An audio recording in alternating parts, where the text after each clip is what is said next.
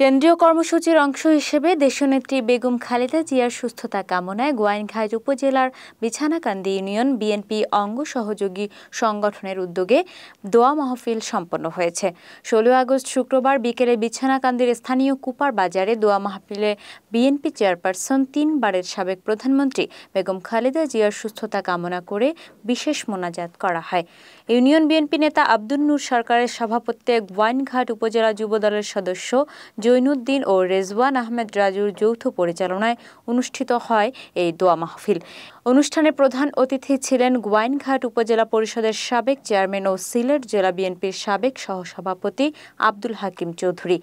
বিশেষ অতিথি হিসেবে উপস্থিত ছিলেন গোয়াইনঘাট উপজেলা বিএনপির সাধারণ সম্পাদক মোহাম্মদ জসিম উদ্দিন, প্রথম যুগ্ম সম্পাদক মাহবুব আহমেদ, সহসভাপতি ওসমান গনি মেম্বার, সাংগঠনিক সম্পাদক জয়নাল আবেদিন সহ ইউনিয়ন বিএনপি অঙ্গ সহযোগী সংগঠনের বিপুল সংখ্যক নেতাকর্মী।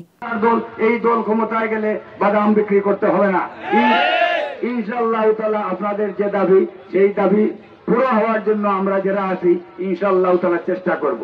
অনেকে আছে যখন নির্বাচন আসে যা কিছু করতে পারবে না তাই মাইকে বলে দেয়, হওয়ার পরে বললাম বলে হচ্ছে না কি করবো। আমরা এরকম বিএনপির লোক ওয়াদা দিয়ে ওয়াদা ভঙ্গ করে না, ইনশাআল্লাহ তাআলা এই ওয়াদা আমরা রক্ষা করব।